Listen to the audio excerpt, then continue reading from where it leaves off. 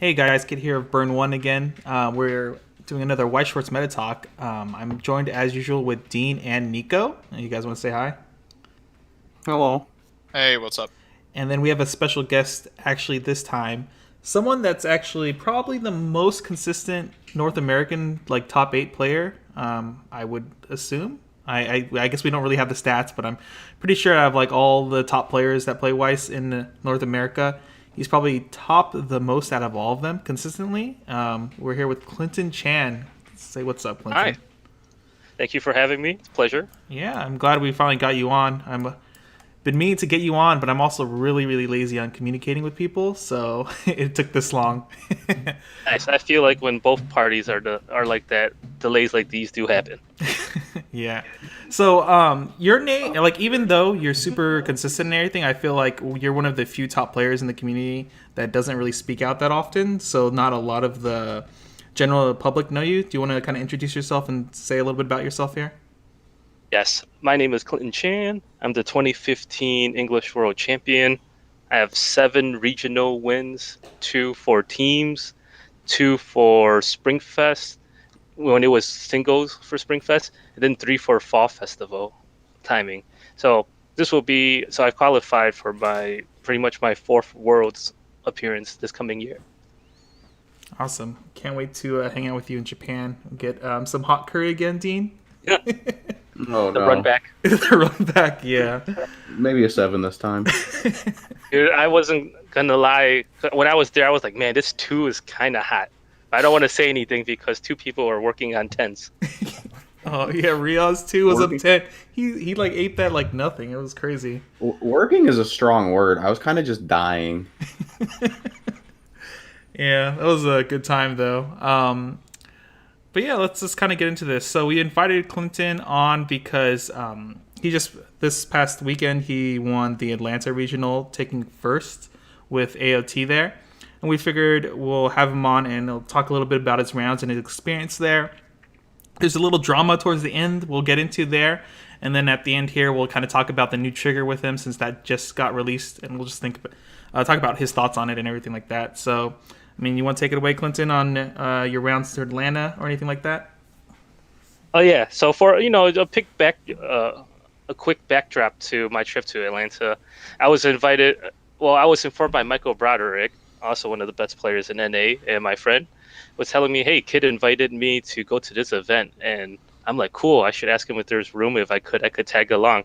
So these guys, thankfully told me that I could go, and unfortunately, Broderick had to drop out due to circumstances. So I was going into this. I already had a flight booked to Tokyo for Worlds about a month in advance because I was pretty confident that I could find a way to sneak into a top 3 invite, or at the very worst, I'll just go out there, hang out, and support fellow people that I know at Worlds.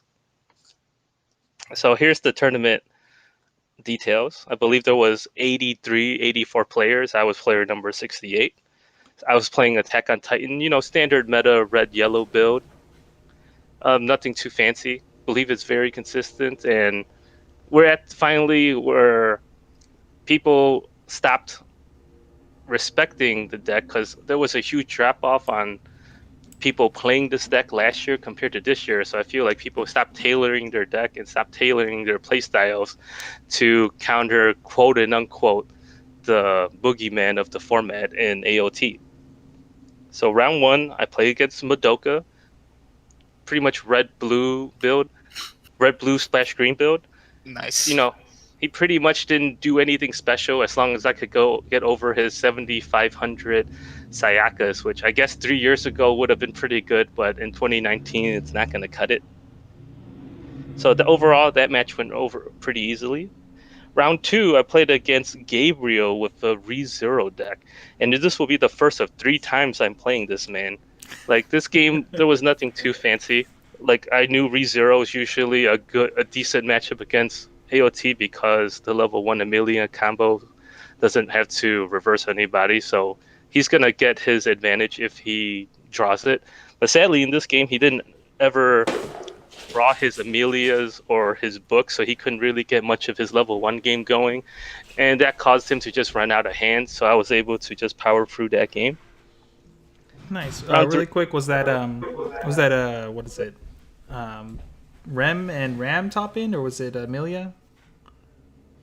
His climax combos were Amelia with the book at level 1, and then Ram, Ram. the red sister, with that level 3 combo where you shuffle 2 cards back into your opponent's deck from Okay. Waiting Room.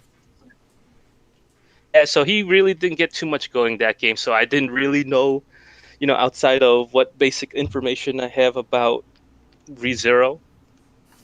But, I learned many more cards that he was playing later on in the day. So I'm going in 2-0 against Tulubru. So I'm like, oh man, the Tulubru matchup. I'm thinking as long as I draw my gears and get my climax combo off, this will go really well. And unfortunately, none of that happened. So this game was a super grind, where somehow I was ahead, but I got him to level 3 first, and then I'm at 2-5. He dropped triple Yamis with the climax combo, and at the end, by the third Yami, I canceled the attack for 4, but I'm at 3-4, and he had 3 burn triggers on it, and I just ate all 3 of them, and I died. He stacked 3 on 1. What a baller. Dang. So What a it good was some player. really fancy math, but he got it. He got there, and I believe my opponent is Gerald. His name is Gerald, one of the better players in that region, and I believe he won before in that matchup with that exact same deck. So he's a nice guy, awesome, and I didn't feel too bad about that loss, especially since I know round 3 has been my usual bane playing this game. Then moving on to Persona 5 for my round 4 match. He's playing the double yellow combo of early out Joker 2 and the Skull Ryuji at level 3. I think it's Ryuji. Yeah, it's Ryuji. It It's is. not a very good. I mean, like that's not a very great matchup for Persona 5 playing against AOT. But yeah. And he's also playing at level 1 the level 1 Jokers with the markers Yeah. that could flip with each other against a colored matchup. So playing against him, he constantly just kept putting out the one that's good against yellow and blue. And with backups in hand, this stuff's a lot of errands. So prioritize that. A lot of times he was winning board, but he was out a lot of climaxes early, but he was refreshing a bunch by just using Joker and calling card. And I was able to eventually, he was pretty much ahead of this whole game. I was just trying to make sure I was holding the usual answer of an AOT against that matchup by holding 2 mobility gears and having like the support Armin in the back row to give my characters untargetable. So pretty much he was at about 2-5. I'm at 3 something. I had 2 Mikasa level 3s in a combo, and I barely beat him with the last attack from a Mikasa.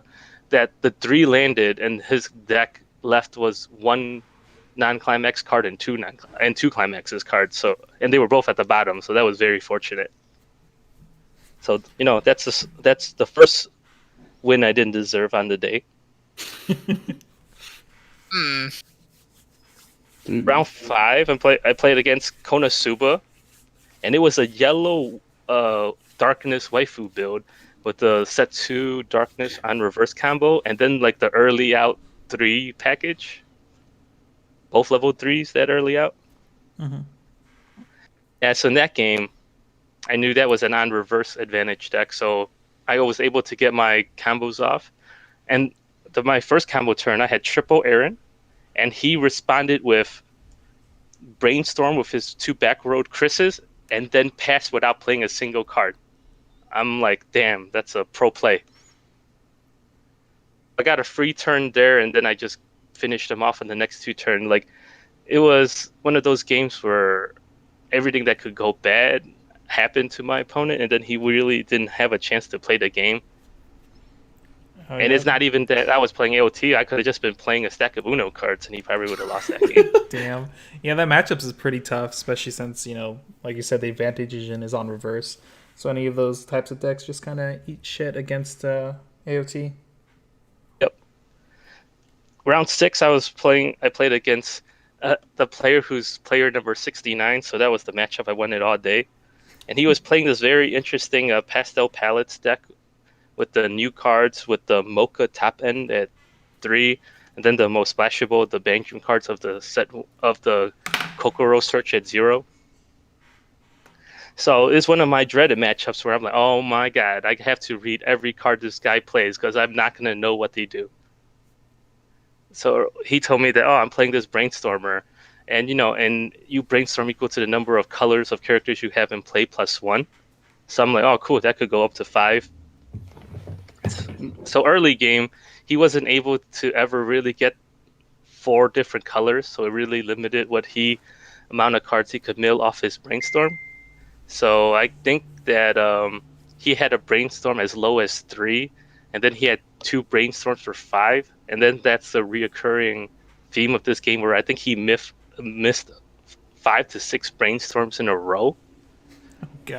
But by my turn 3, he had an early out with the red return climax combo where you early out the yellow version of that card from your hand. The 2 that on reverse, look it up to top 4, add 1 to hand, and then one of your characters plus power. Mm-hmm. So he had that, and he got me to level 2 by my turn 3, so I was really far behind with only 2 stock in that.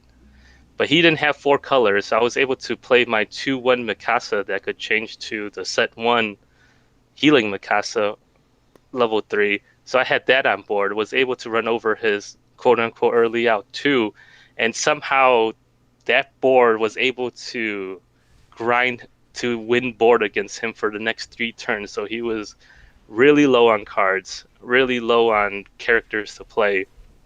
He dual laned me at 3 with a Mocha and the new red double rare girl that I forgot her name. Oh, yeah? Yeah, wasn't able to finish me. Then my following turn, he's at 3-1,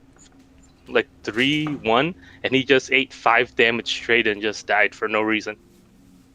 And so that was Swiss, and I somehow made it in as the 3rd seed. I was fearing that I was gonna bubble, but somehow I had a whole bunch of really quality tiebreakers of everybody was pretty much at least X2, and one person was X1 and made it into top 8 with me. Was that your loss, or was that But that was that ReZero player, I think. Oh yeah, Yeah, it was definitely the ReZero player. So moving into top 8, passed my deck check, of course. You're welcome. Thanks. So I'm playing against Matthew Phillips with a SAO standby, which is I'm like, okay, that's a really decent matchup because if I could luck into some timely win triggers, I could prevent the board from getting overwhelming and out of hand. But unfortunately for my opponent, he found my first 3 attacks knocked out all 3 of his level 0 Lifa Magis. So that really cut into his filtering ability. And he only canceled 2 times that game. And, and that's definitely not a recipe for success. Oh, that's horrible. It's like grinding all day and then losing top 8 like that feels really bad. Oh, yeah, no doubt. He was able to get...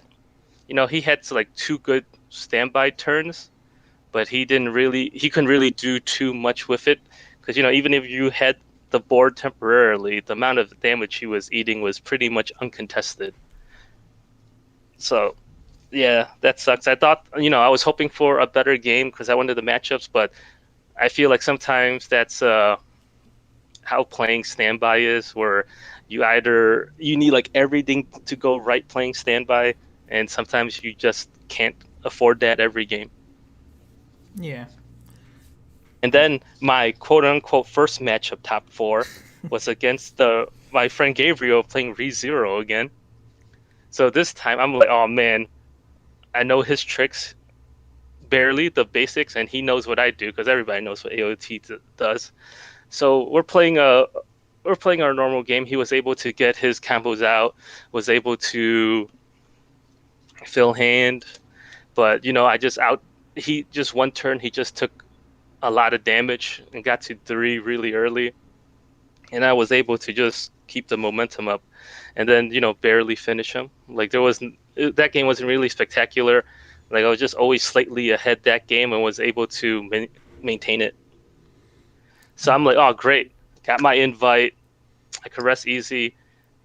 I have to dread this AOT mirror match because that's what won on the other side. So I went to go use the restroom, and when I came back, the judges gave me the unfortunate news that we have to play top 4 again because it was improperly paired. How does this even happen? I don't even. What? I didn't make the bracket. Don't attack me.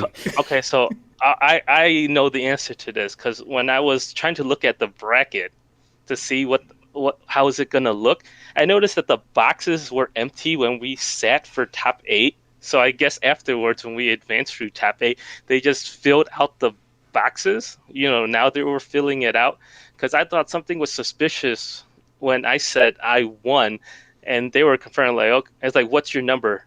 Like I'm player number 68, and then they looked at me and say, wait, you're 68? I'm like, yes. I didn't think any of it at the time. So when they said that we paired top 4 wrong, I'm like, oh, that makes all the sense in the world now. Yeah, so I didn't I didn't really have too much of a protest about it because I know, knowing Bushiroad, there's no way they're gonna allow, that we were gonna just stick with that, then they're gonna be stubborn. So I'm just gonna, all I could really do is just clear my head and just play my top 4 match for Rios this time and hopefully still win it. After that practice match. Yeah, except for that warm-up match.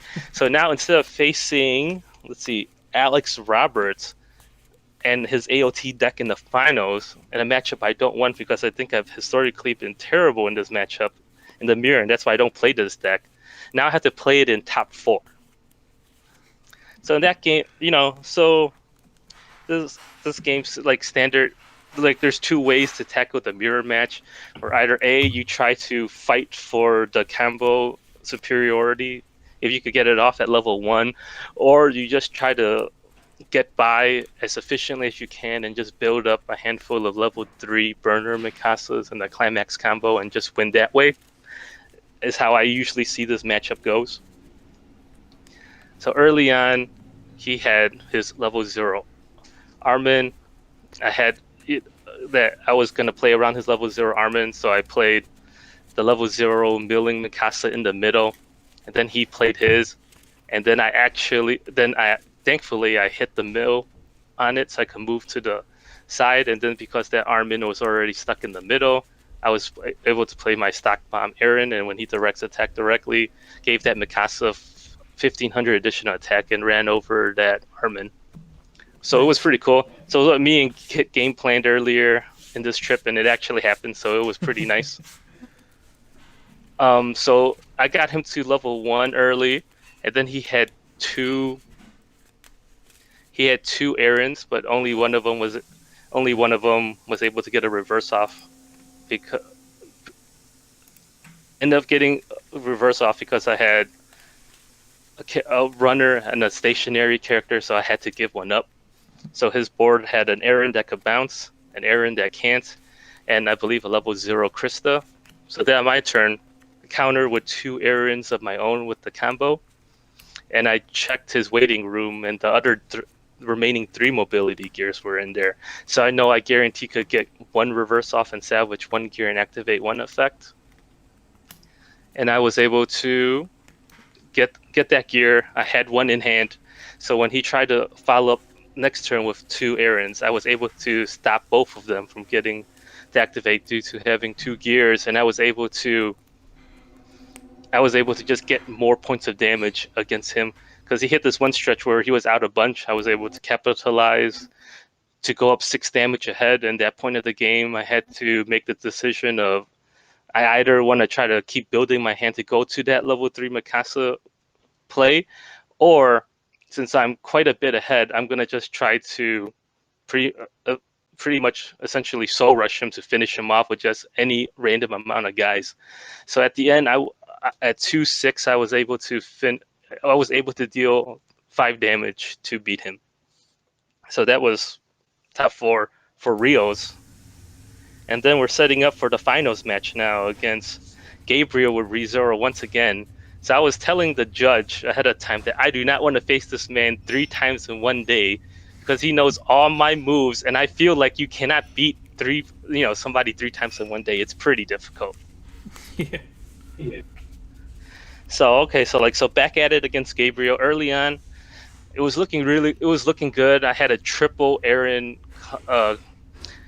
When I went to level 1, I dropped 3 Aarons. He had a slider Amelia and a different card, so I knew that the only way I could get 2 reverses off, I have to try lane that board with the Aarons, in which I got. But somewhere in that mess, out of triggering climaxes or milling, I was out a bunch. So at one point, once I was starting right after that turn, everything started going really bad, where I was taking huge chunks of damage, started being way behind. Got to the point where when I got him to 2-3, I was already at like 2 whatever. He early outs triple. He early outs a whole bunch of those level 3 early out rems, able to heal down to 3-0. And then after that, those turns of attacks in which he sided, like even with I think it was side attack. Like he side attacked my early out Mikasa healer for nothing, and then side attacked my Aaron's for 2, and then it caused me to.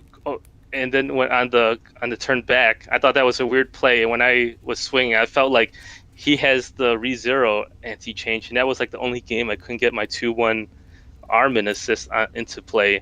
He got the anti-change off. So I only had 2 attacks that turn, and I think he canceled one of them. So I was really, really behind. So I remember at one point of the game, he was at 2-0. I was at 3-4, and then somehow in the next 2 turns, I got that, with him even clocking 2, like that total 14 damage to just win the game out of nowhere. Oh, God. Yeah, so super undeserving in that game. A bit of luck sack at the end there. Yeah, I always say that to win a major tournament, you have to get really lucky at least twice. And I think in this tournament, I hit it like 3 to 4 times. So I was definitely running into a luck deficit here. Yeah, I'd rather be lucky than skillful in this game any day of the week. I always tell people that you could always practice to get better at this game, but you can't get practice to get luckier in this game. It doesn't happen. You either have it or you don't. Yep, exactly. Oh man. Oh dang. Yeah, so that top 8 is so ridiculous, because like at top 4 that repair was like the most shocking thing ever. Like I know, since it was myself, Nico, and Clinton all drove down together, and like we were like ready to leave, and then just like they come over and go, yeah, we're repairing top 4 because they messed up, and we're just like, oh man, my god, it was like so depressing. That was pretty funny. Yeah.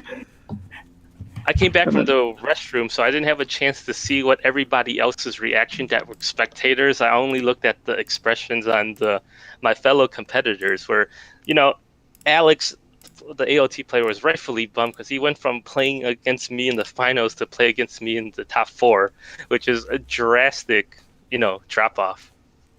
For sure. That's just like so upsetting. Oh man. Yeah, most definitely. Yeah, so overall, I feel like it was one of those tournaments where I felt like I did win just because I was playing AOT, because I feel like a lot of those matchups I won because of just just how those matchups work. Yeah, and just the raw power of AOT. The utility. Yeah. Yeah, understandable. AOT is a super consistent deck. It's kind of like, I think, the part of it that makes it so good. It's not necessarily the Aaron combo, it's just the fact that it can be, like, the floor for it is so high. And then the ceiling also is very scary high in some matchups. So it's a pretty good deck overall. You got utility for days, and you can always, you either have those steamrolling games where you get like 2 to 3 turns of errant combos in a row, or you just play a game where you're just doing really efficient stuff, setting up for huge burn on my stack, burn my opponent 9 times per game at level 3. Yeah. Oh man. So after that, congratulations, Clinton. Of course, it'll be Thank you. Yep, it'll be fun to hang out with you in Japan again.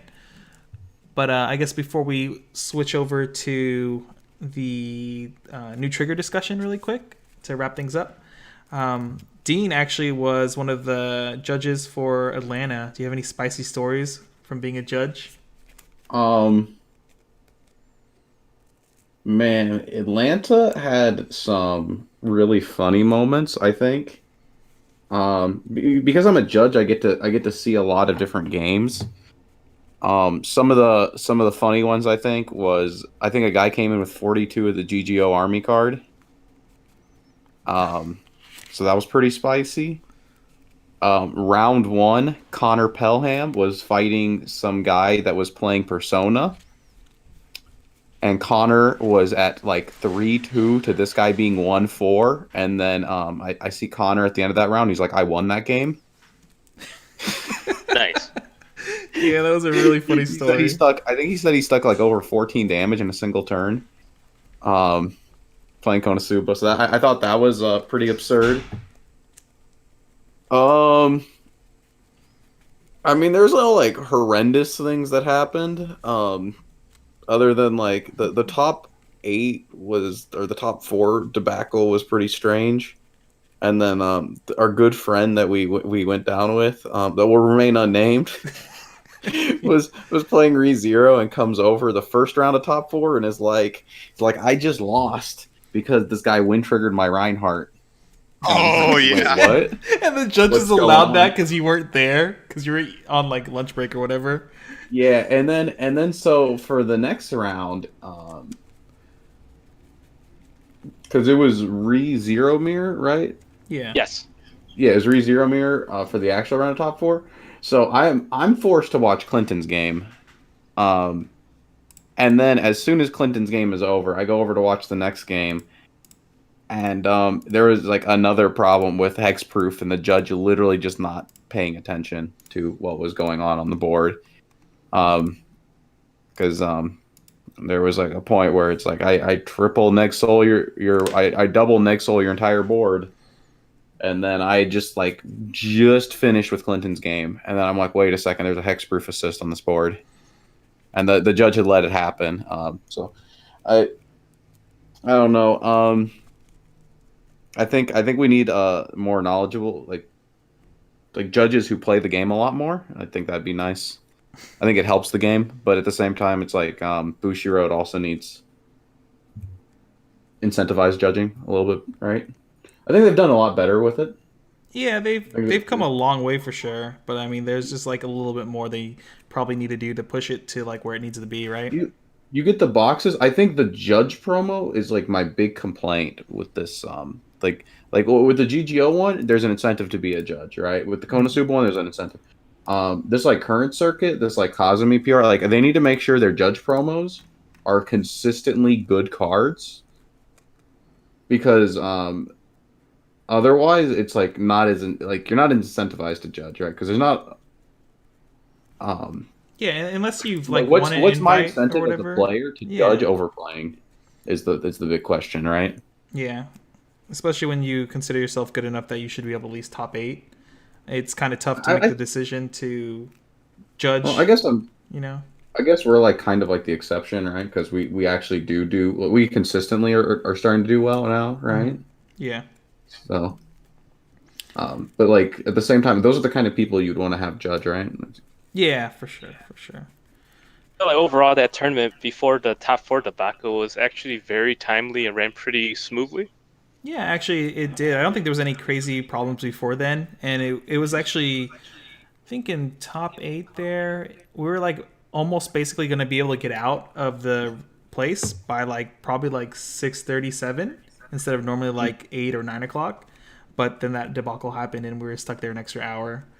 But besides that, I mean, like nothing else bad happened that day. Also, I like, think my only complaint was actually they might have been hurrying some of the rounds like along a little too fast. Because I know like or I want to say like maybe 2 or 3 times mhm. they would just say round start and my opponent just sat down in the seat. So Oh yeah, that No, was yeah, the that best. was kind Like, of happening.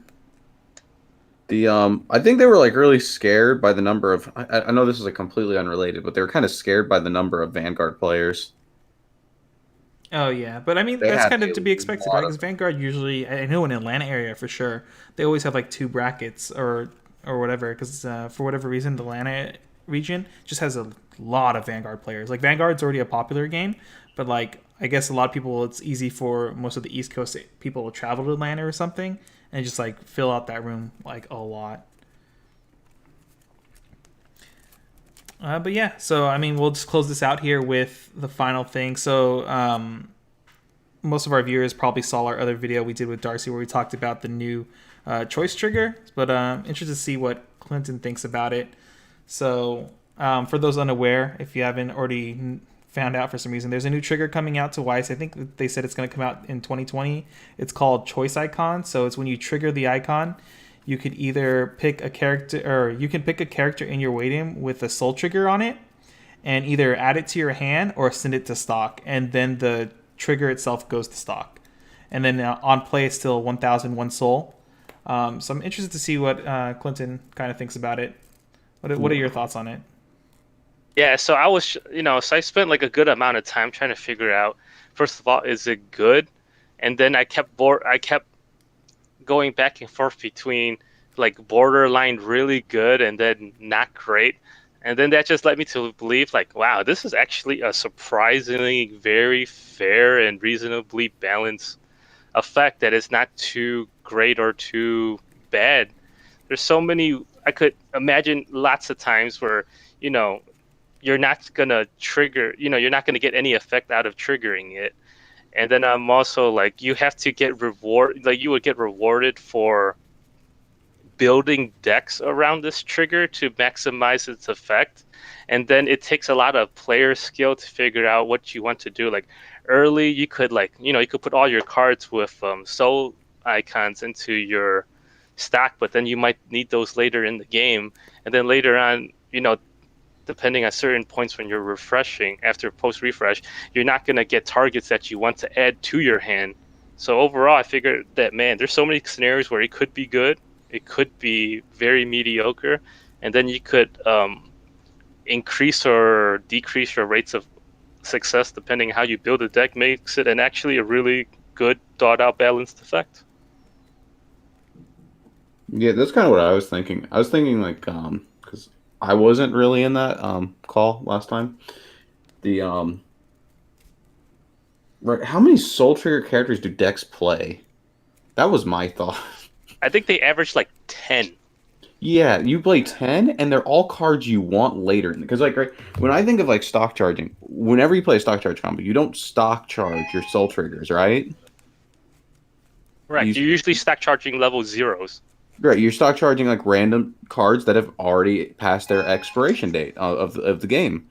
But like this thing, you're either salvaging a card that will not have an immediate effect. Like if you're salvaging a card early, it's not going to have an immediate effect, so it's like not good early.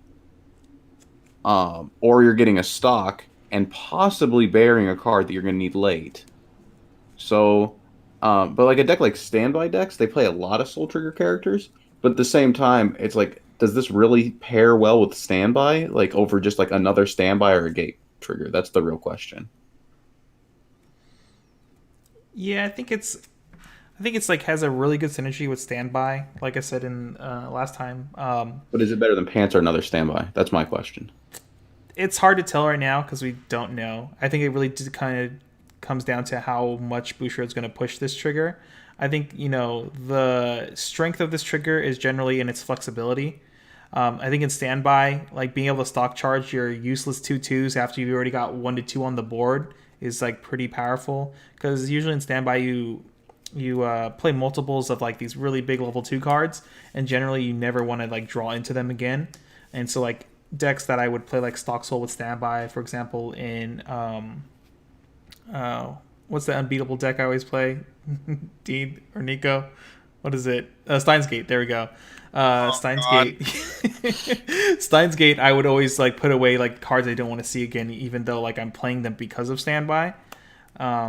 So yeah, and then I think in the standby matchups where, you know, like your opponent hits wind triggers and bounces your 2/2s to hand or something like that. I mean, hitting these triggers also help out in alleviating your stock issues you might have because you're hitting this trigger and getting a stock off of it. But it's kind of too hard to tell right now. I'm kind of in the camp that it's like might be a little too powerful, but we'll see how things develop, I guess, right? Yeah, I still feel it's on the fairer side, just because it's all really going to come down to how well you utilize your effect, depending on the points of the game to really maximize its value. Like right now, I don't think it's going to be too powerful, but that's hard to tell because we don't know what effects they're going to attach that combo to. Yeah, for sure. Like I said in the last video too, like what if they print a support that says when you trigger choice trigger, do both effects? The card is crazy. Damn, that's good. Yeah. All right, I think that is about it. You guys got any last words or anything you want to say in there? All right, I guess the silence as a no. Well, Clinton, is there anywhere you want people to find you at? Twitter, social medias, or are you just like the ghost of the community? Dude, I'm just like the old man ghost of the community. I'll be in certain groups trying to see what if something I like or want is on sale, and that's the only time I'm gonna jump and chime in. All right. Or see people I know get involved in some crazy mudslinging battles, and then I'm just eating popcorn, just waiting for, just like that Pretty goodness often, with isn't it? Global on Saturday, which I'm Oh, still man. right back to Yeah. Kid's Oh, house. man. I'm like, Kid, this post has the potential of turning into a dumpster fire really quick, and then within the next 90 minutes, it did turn into that. Yeah, that post was crazy.